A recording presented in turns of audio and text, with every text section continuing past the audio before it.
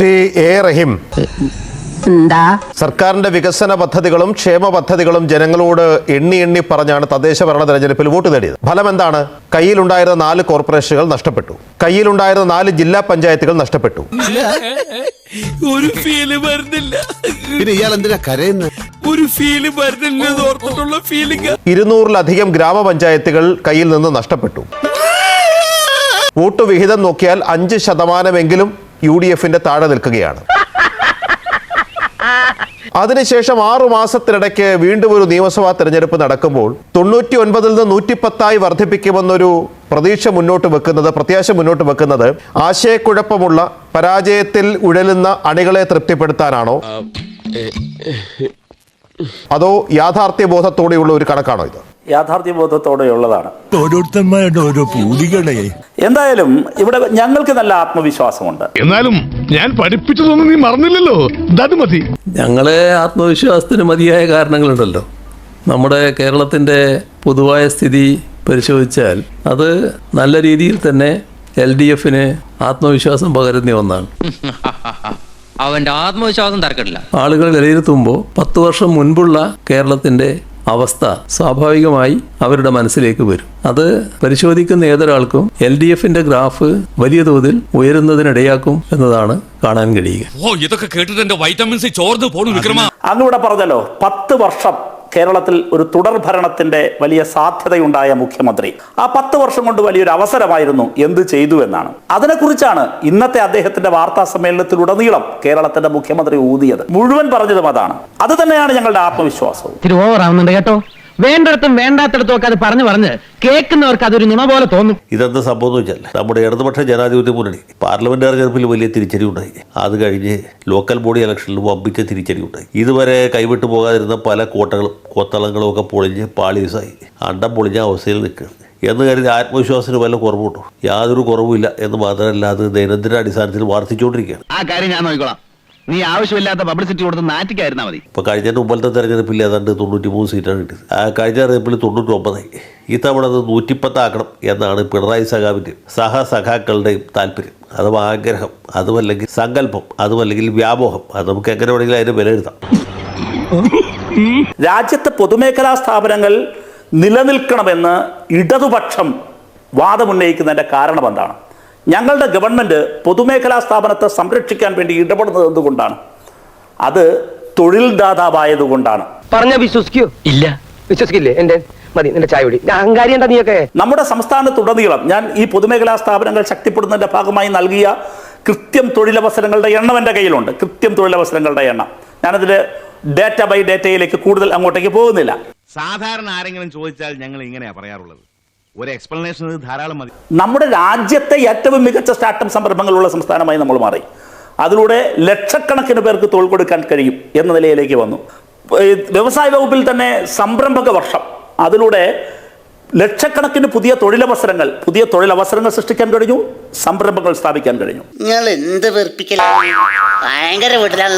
കേരളത്തിലെ വികസനത്തിന്റെ കാര്യത്തിൽ ഇപ്പം റഹീം ഇങ്ങനെ സംസാരിക്കുന്നത് കേൾക്കുമ്പോൾ ബുദ്ധി ഉണ്ടായിരുന്നെങ്കിൽ ബുദ്ധിയെങ്കിലും വിളിച്ചേനെ.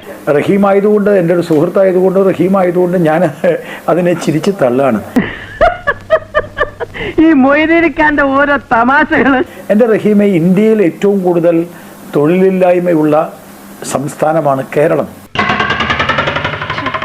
ഇന്ത്യയിൽ ഏറ്റവും കൂടുതൽ ഇൻഫ്ലേഷനുള്ള സംസ്ഥാനമാണ് കേരളം. ഇന്ത്യയിൽ ഏറ്റവും കൂടുതൽ സാമ്പത്തിക ബാധ്യതയുള്ള സംസ്ഥാനമാണ് കേരളം. നീ രക്ഷപ്പെടാത്തത് എന്തുകൊണ്ട് എന്ന് എനിക്ക് ഇപ്പൊ മനസ്സിലായി. ഇന്ത്യയിൽ ഏറ്റവും കൂടുതൽ കടബാധ്യതയുള്ള സംസ്ഥാനമാണ് കേരളം.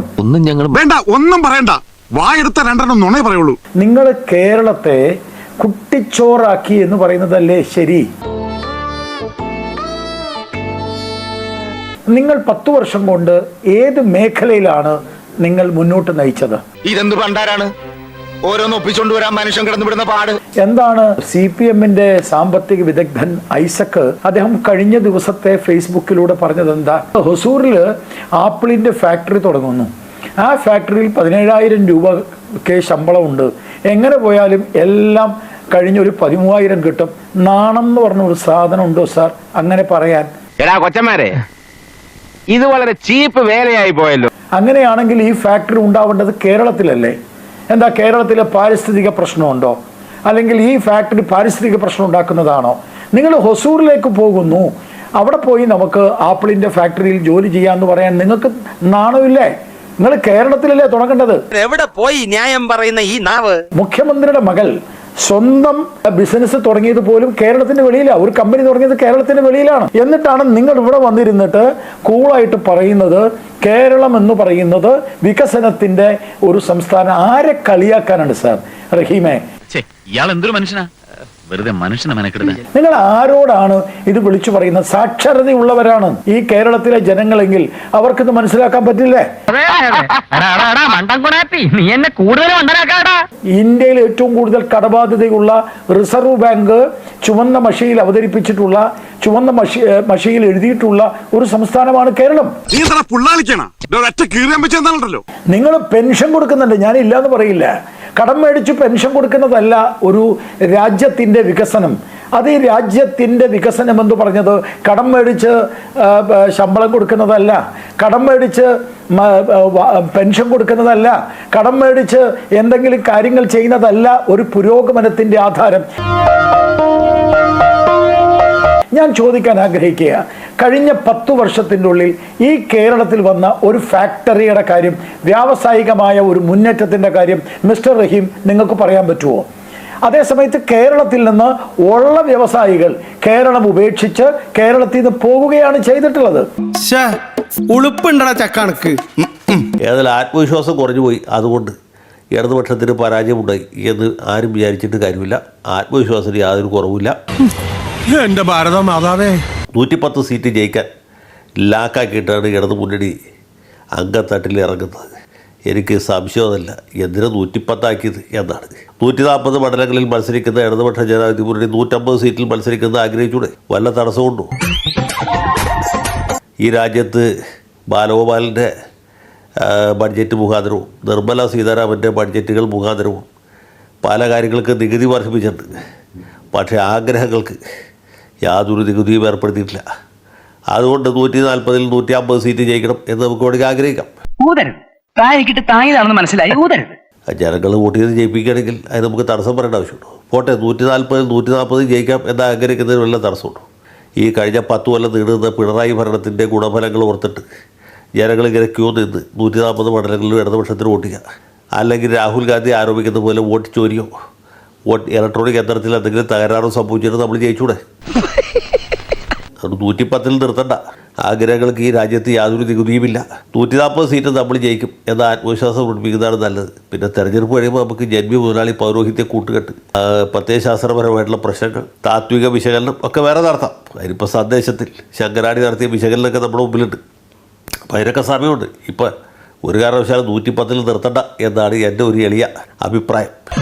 എന്നെ ഇടയ്ക്കൊക്കെ ഇങ്ങോട്ട് ഇറങ്ങിട്ടോ, എനിക്ക് വേറെ ചില കാര്യങ്ങളോട് പറയാനുണ്ട്.